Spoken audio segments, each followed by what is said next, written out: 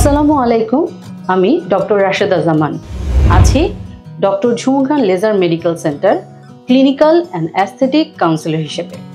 আজকে আমরা কথা বলবো পিগমেন্টেশন নিয়ে। খুবই কমন প্রবলেম আমাদের দেশে পিগমেন্টেশন। পিগমেন্টেশন আসলে বিভিন্ন কারণে হতে পারে বা বিভিন্নভাবে হতে পারে, যেমন সানস্পট অথবা ফ্রেকলস আমরা বলে থাকি, মেলাজমা অথবা পোস্ট ইনফ্ল্যামেটরি পিগমেন্টেশন, যেটা দেখা যাচ্ছে যে একনির পরে হচ্ছে। আমাদের কাছে পিগমেন্টেশনের এই সমস্যা নিয়ে অনেকেই আসেন এবং ওনারা জানতে চান যে কি কি উপায় পিগমেন্টেশন দূর করা যায়।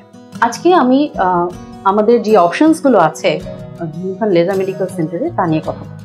পিগমেন্টেশনের জন্য আসলে প্রথমেই আমরা দেখি যে পিগমেন্টেশনটা অ্যাকচুয়ালি কি টাইপের, কি ফ্রিকেলস, কি মেলাজমা, নাকি পোস্ট ইনফ্ল্যামেটরি পিগমেন্টেশন যেটা একনির কারণে হচ্ছে। যদি ফ্রিকেলস হয় সেক্ষেত্রে আমরা কিছু লেজার অ্যাডভাইস করে থাকি, যেমন কিউ সুইচ লেজার। যদি মেলাজমা হয় সেক্ষেত্রে আমরা কম্বাইন্ড ট্রিটমেন্ট দিয়ে থাকি, গ্লুটাথিওন ইনজেক্টেবল ফর্মে দিতে পারি, অথবা আমাদের ঝুমু খান লেজার মেডিকেল সেন্টারে নতুন অ্যাড হয়েছে পিকো লেজার এবং ফোটোনা, তার মাধ্যমে আমরা পিগমেন্টেশনের ট্রিটমেন্ট করতে পারি। তো সাথে সাথে আমরা কেমিক্যাল পিলিংও করে থাকি।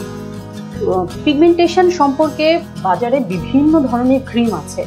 দেখা যাচ্ছে যে এই ক্রিমগুলো ব্যবহারের কারণে স্কিনের খুব খারাপ অবস্থা হয়ে যায় এবং পেশেন্ট দেখা যায় যে এই ক্রিমগুলোই চটকদার বিজ্ঞাপনের আড়ালে বুঝতে না পারে এগুলো ইউজ করে আমাদের কাছে আসেন। তাই আপনাদের সবার কাছে আমার অনুরোধ থাকবে, বিজ্ঞাপনের এই চটকদার বিজ্ঞাপনগুলো অ্যাভয়েড করেন, একজন ভালো ডার্মাটোলজিস্টের পরামর্শ নিন এবং পিগমেন্টেশনের ট্রিটমেন্ট করুন। ধন্যবাদ।